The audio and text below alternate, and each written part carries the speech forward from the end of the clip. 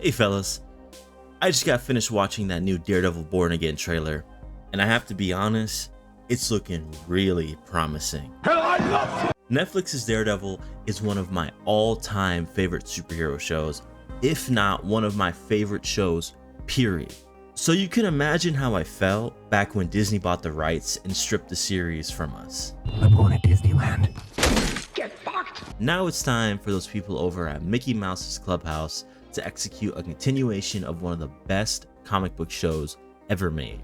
The MCU is kind of walking on thin ice with some of their projects, and you and I both know Disney loves to fumble. And I can't help but feel just a little concerned because Daredevil Born Again is one of those projects that needs to be good, but we'll get into that later. Also, a quick side note, I will be referring to the Netflix show as Daredevil and the new Disney show as Born Again for my little goober brains out there. You see, Daredevil came at a time where I was watching shows like Flash and Arrow, and while they served their purpose for me at the time, I wasn't really analyzing TV or movies seriously. In fact, I wasn't taking anything in life too seriously. I was just this kid in high school who wanted to go through the motions of his sophomore year. That was until I saw this. I'm not seeking penance for what I've done, Father. I'm asking forgiveness for what I'm about to do. That's not how this works. What exactly are you going to do? Daredevil changed my perception of the superhero genre entirely. I no longer wanted to settle with the idea that comic book movies and TV can only just be entertaining for you when they could be just as impactful as your critically acclaimed show. That's exactly why it stood out for me. The writing of Daredevil was top notch. It didn't throw you into the action right away. It offered a more thoughtful approach to Matt Murdock's introduction. In the beginning of episode 1, after you see how Matt obtained his powers as a child, flash forward and Matt is now an adult, and he's confessing to his priest on his struggles accepting the idea of fully devoting himself to a life filled with violence and darkness, in fear of him becoming something worse, or as Matt puts it, letting the devil out.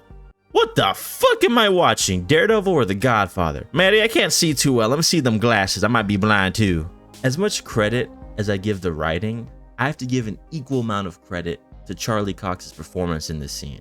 You're able to understand Matt questioning whether he's doing the right thing and that he might enjoy violence too much.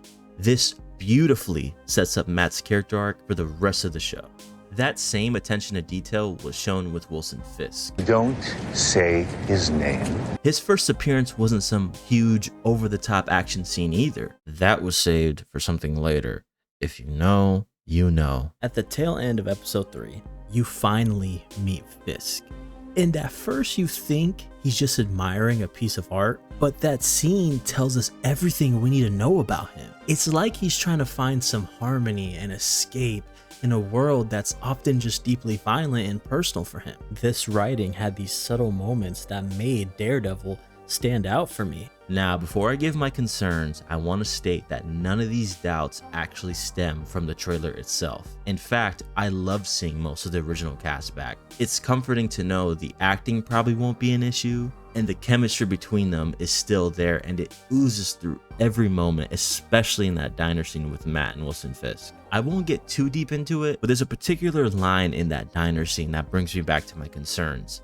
Can the current MCU handle a tightly written story filled with mature themes that are deeply rooted in the character? I'm worried they might hold back the potential of the story and hold back on certain topics that the original handled so well, like Matt's faith, darkness, and spirituality. And if you're like me and you've ever battled with your own beliefs, seeing a character like Matt go through that same struggle felt so real. And I know I've only talked about Matt here, but the same principles apply to every other character in the story. I just don't want Born Again to give in to Disney's influence and shy away from these aspects. Daredevil set the standard on superhero storytelling for me. It managed to balance engaging action sequences with incredible character work and storytelling. These elements are crucial. I'm not saying I want Born Again to be exactly like the original. I'm actually kind of excited to potentially see a Daredevil with more fantastical elements and possibly more acrobatic.